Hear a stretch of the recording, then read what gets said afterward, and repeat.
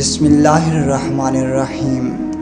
ناظرین کرام، آج کی ہماری ویڈیو کا ٹاپک ہے مرد مومن کی ثابت قدمی اور ایثار۔ ناظرین، اگر آپ پہلی مرتبہ ہمارے چینل کا وزٹ کر رہے ہیں تو پہلے سبسکرائب کر لیں اور بیل کے آئیکن کو پریس کر لیں۔ بیان کیا جاتا ہے کہ روم کے ایک جنگجو بہادر نے حضرت عمر رضی اللہ تعالیٰ عنہ کے زمانے میں مسلمانوں کی ایک جماعت کو قید کر لیا اور شاہ روم سے بیان کیا کہ مسلمانوں میں سے ایک شخص نہایت قوی اور مہیب قسم کا انسان ہے جس کو دیکھ کر بھی خوف معلوم ہوتا ہے۔ یہ سن کر بادشاہ روم نے اس شخص کو دیکھنے کے لیے طلب کیا۔ اس زمانہ کے دستور کے مطابق شاہ روم کے سامنے ایک زنجیر لگی ہوتی تھی جس کی وجہ سے باہر سے آنے والوں کو بادشاہ کے سامنے جھک کر آنا پڑتا تھا۔ جب اس مرد مومن نے زنجیر دیکھی اور معلوم ہوا کہ اس کے نیچے سے جھک کر آگے جانا ہوگا تو اس نے بادشاہ کے پاس جانے سے انکار کر دیا۔ تب شاہ روم نے اس زنجیر کو اٹھانے کا حکم دیا کہ وہ شخص اس کے پاس آ سکے جس کو دیکھنا اور اس سے باتیں کرنا منظور تھا۔ چنانچہ جب وہ شخص بادشاہ کے پاس گیا تو بادشاہ نے اس شخص سے کہا کہ تم ہمارے دین میں داخل ہو جاؤ تاکہ میں اپنی انگوٹھی تم کو پہنا کر روم کی سلطنت عطا کر دوں۔ یہ سن کر اس مرد مومن نے دریافت کیا کہ دنیا کا آخر کتنا حصہ تیرے قبضے میں ہے؟ بادشاہ کہنے لگا کہ دنیا کا تقریباً تہائی یا چوتھائی حصہ میرے قبضہ میں ہے۔ اس مرد مومن نے جواب دیا کہ اگر پوری دنیا تیرے قبضے میں زر و جواہرات سے پر ہوتی اور تو ایک دن کی اذان کے عوض مجھے دیتا تو میں اس کو بھی قبول نہ کرتا۔ شاہ روم نے یہ سن کر دریافت کیا کہ اذان کیا چیز ہے؟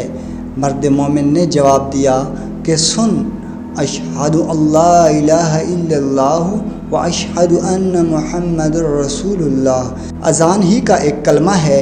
یہ سن کر شاہ روم سمجھ گیا کہ اس کے دل میں حضرت محمد مصطفیٰ صلی اللہ علیہ وآلہ وسلم کی محبت سما چکی ہے، اب اس طرح کام نہیں چلے گا۔ یہ سوچ کر اس نے حکم دیا کہ اچھا، ایک دیگ میں پانی کھولا کر اس شخص کو اس میں ڈال دیا جائے تاکہ کھولتے پانی میں پڑ کر اس کا کام تمام ہو جائے یا خوف کھا کر اپنے دین سے پھر جائے۔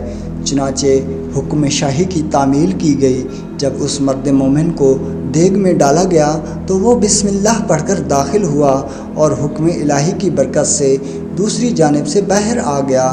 یہ دیکھ کر لوگوں کو اور بھی تعجب ہوا۔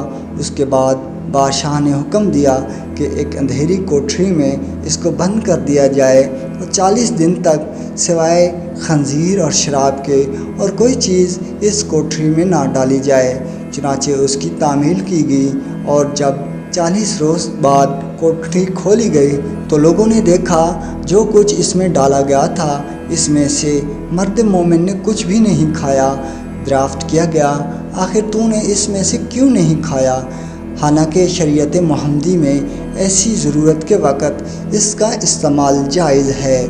مرد مومن نے جواب دیا کہ اگر میں اس میں سے کچھ کھا لیتا تو تم کو خوشی ہوتی، میرا مقصد تو تم کو غصہ دلانا ہے۔ پھر بادشاہ اس سے کہنے لگا کہ اچھا، اگر تو مجھے سجدہ کر لے تو میں تجھے اور تیرے ساتھیوں کو چھوڑ دوں گا۔ یہ سن کر مرد مومن نے جواب دیا کہ حضرت محمد صلی اللہ علیہ وآلہ وسلم کے دین میں خدا کے سوا کسی کو سجدہ کرنا درست نہیں ہے۔ اس کے بعد بادشاہ نے کہا کہ اچھا، میرا ہاتھ چومو تاکہ میں تم کو اور تمہارے ساتھیوں کو رہا کر دوں۔ مرد مومن نے جواب دیا کہ ہاتھ کا بوسہ دینا صرف باپ، سلطان عادل اور استاد کے لیے جائز ہے، دوسرے کے لیے نہیں۔ پھر شاہ روم نے کہا کہ اچھا، میری پیشانی کو بوسہ دو، تو اس پر مومن مرد نے جواب دیا کہ ہاں، یہ ایک شرط کے ساتھ ممکن ہے۔ بادشاہ نے کہا جس طرح تم کو منظور ہو۔ پس مرد مومن نے اپنی آستین اس کی پیشانی پر رکھی اور اس کو چوم لیا، اس نیت سے کہ میں اس آستین کو بوسہ دے رہا ہوں۔ اس کے بعد بادشاہ نے اس مرد مومن کو ماں ان کے ساتھیوں کے بہت کچھ مال و زر دے کر رہا کر دیا، اور حضرت عمر رضی اللہ تعالیٰ عنہ کو خط لکھا کہ اگر یہ شخص ہمارے شہر میں ہمارے دین پر ہوتا تو ہم اس کی پرستش کیا کرتے۔ چنانچہ جب وہ شخص مرد مومن حضرت عمر رضی اللہ تعالیٰ عنہ کی خدمت میں حاضر ہوا تو آپ نے حکم دیا کہ مال سب کا سب اپنے ہی لیے مخصوص نہ کر لو، بلکہ اس میں سے رسول اللہ صلی اللہ علیہ وآلہ وسلم کے شہر کے لوگوں کو بھی شامل کر لو۔ یہ سن کر مرد مومن نے اس کی تعمیل کی، اور جو عطیہ یا نذرانہ اس کو ملا تھا اس میں سب لوگوں کو شریک کر لیا۔ سچ یہ ہے کہ جو شخص ایمان و اخلاص کے ساتھ اللہ پر بھروسہ کرتا ہے، اللہ تعالیٰ ہر حال میں اس کی مدد فرماتا ہے۔ چنانچہ ہمیں بھی چاہیے کہ زندگی کے ہر موڑ پر صرف اور صرف اللہ ہی پر نظر رکھیں۔ اللہ تعالیٰ ہم سب کو عمل کرنے کی توفیق عطا فرمائے، آمین یا رب العالمین۔